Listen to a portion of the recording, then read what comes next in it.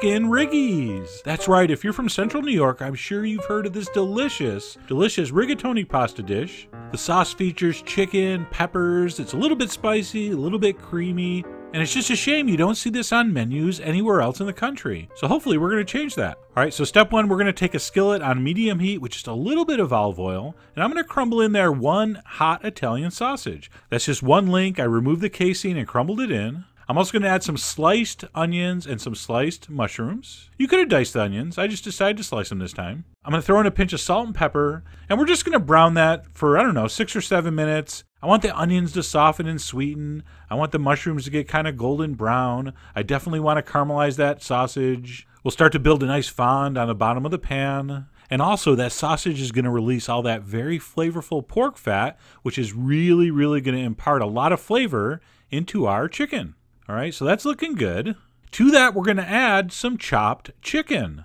Now, what I did is I took 5 chicken thighs, and I took my Chinese cleaver, and I just whacked it up till it was like roughly chopped. Now, you could just do these one at a time with a sharp knife, kind of cubing it up like we've done before, but it's kind of fun like this. You really get the aggressions out, and it's also pretty quick. That whole pile of chicken only took me like 2 minutes. I didn't have to dirty any grinders or food processors. So anyway, chop up your chicken meat, throw it into the pan, and we're going to give that a little browning. Now, a lot of these chicken Riggies recipes you see use chicken breast. I much prefer the chicken thigh, which I think makes a much richer sauce, but really anything will work. So we're going to cook that for about 5 minutes. You can probably raise your heat up to medium-high at this point. We want some nice caramelization happening. In fact, you can see at the bottom of the pan there, that fond, the base of all great sauces.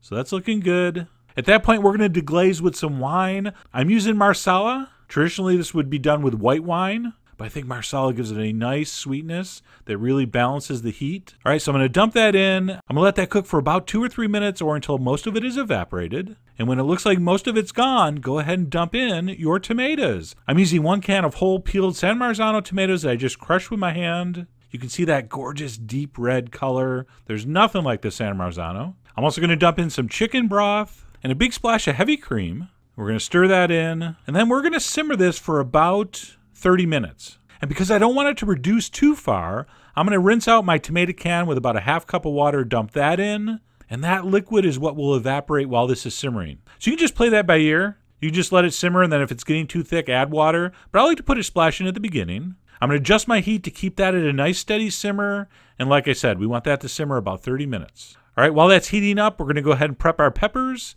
which could be anything. Cherry pepper is very popular. Pretty much any kind of jarred or fresh pepper will work. So I have some yellow wax peppers. I like the color. They got a little something to them, but they're pretty mild. So I'm going to cut those up. I have a jalapeno I cut in half. I just happen to have it sitting around. Why not use it? It's one of those kind of recipes. So I'm going to chop that up. And then for the heat, I'm using these Calabrian chilies. You see me use these before, but in their chopped up paste version. These are the whole ones. I'm going to remove the seeds and give those a rough chop. Those are really hot, so be careful. I'm also going to halve up some olives. I got a handful of the Kalamata, I believe, but pretty much, again, anything will work. You see black olives in this most often. All right, some people like the green. The good news is no matter what olive you pick, it'll be good in this, so go for it.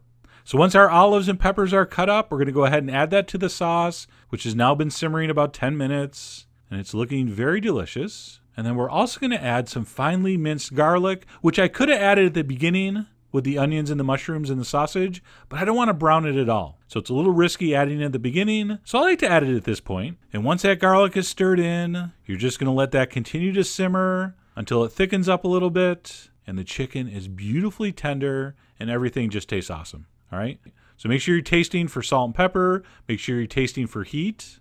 And then last but not least, right before your pasta's cooked, go ahead and throw in a handful of chopped Italian parsley, stir that in, and that's done.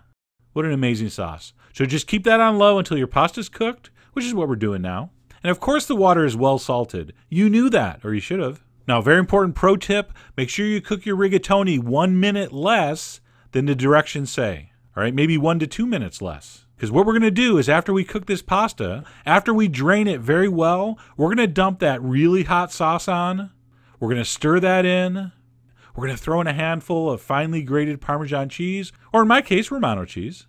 And then you're going to throw the lid on and let it sit there for a minute to soak in that sauce and finish cooking. That is still very hot, So by letting it sit for a minute, it really does absorb the sauce and you get a better product. And we've done that trick many times before.